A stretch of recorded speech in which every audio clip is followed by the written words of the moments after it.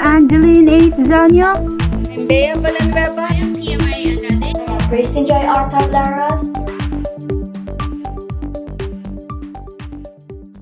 Learning outcomes. At the end of this chapter, the student should be able to identify the ways of women are expected from this course of development and explain how women should be involved in the definition and the realization of development. Topic outline for this lesson. Unit 1 is we will be discussing the growth and development. Unit 2 is women and the dominant economic system. Unit 3 is we will be explaining the gender and development. Unit 4 is we will be explaining the agriculture and the values of development. Unit 5 is we will be discussing how women fed the world. Unit 6 is women in relations to development. And Unit 7 is pro-woman perspective on development. Growth and development. Development is measured based on the gross national product and gross domestic product, which determine economic growth by how much a country is able to produce, consume, and earn. A higher GDP and GNP are presumed to lead to greater earnings and well-being. However, the constant pursuit of growth can be problematic. Two crises that humanity is currently facing. First is the decline and eventual end of the world's petroleum supply. This is due to a lack of water and threatens the survival of human beings, livestock, and crops. Second is the shortage of water is already causing problems in some regions of the world. What is causing the severe shortage of water that will soon reach crisis proportions in the foreseeable future? First is global warming. Because Earth is getting warmer, the wind patterns in the sea are changing direction, such as the train is not reaching its usual destinations. Second, this pollution is threatening the water supply systems, making water harmful for consumption and even toxic to the animals that live there. What is causing the great warming and pollution that is threatening the world's water supply? The answer is human production and consumption. Mass production is using too much water from the water supplies, inducing other industries to give off waste into the environment, resulting in widespread pollutions. The Intergovernmental Panel for Climate Change has reiterated that global warming is caused by carbon dioxide and other greenhouse gases emitted by human mode of transportation, and energy-extensive production systems. Women and the dominant economic system.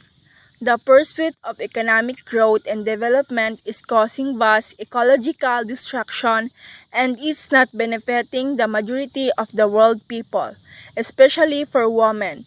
Women receive unfair treatment in the economic system, such gender wage gap. And development.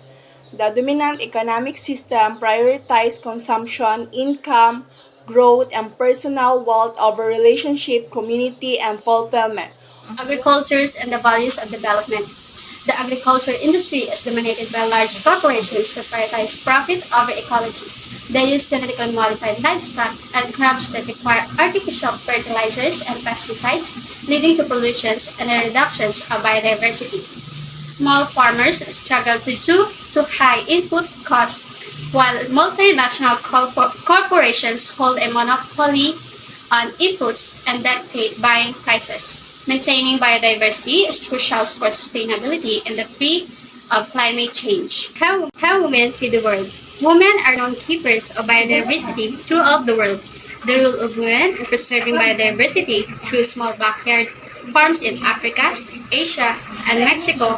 Women use traditional methods to grow nutritious food without artificial chemicals. These small farms preserve hundreds of plant species and are more productive than industrial farms. However, multinational companies promote monocultures for wealth accumulations based on patriarchal values. Women-cultivated small farms feed more people and provide better nutrition than large monoculture farms. Women in relation to development. The critical thinking about development, highlighting the flows of patriarchal values in liberal capitalism. It emphasized the importance of women, especially poor peasant women, in humanization and the need for a potential framework for their participation and engagement as agents of development. The woman culture and development approach is proposed as a new model for empowering women. The woman culture development approach advocates supporting women's initiatives that liberate themselves without imposing ideas. The texts argue that women development must be rooted in the transformational of societal and economic realities that limit a woman's agency. pro-woman perspective on development. The current economic system that promotes pro-economic development is anti-woman and anti-environment. The Western perspective of development intervenes in nature using destructive means of processing and appropriation, resulting in denying women their ability to create non-destructive engagement with nature-centered and preserving life. Women need to be involved in development beyond the current economic system, and development should not just be the Western vision of the world. Women have valuable knowledge of ecological preservation, solidarity building, and shared prosperity, which can contribute to building a more sustainable and human economic order amidst threat of global warming.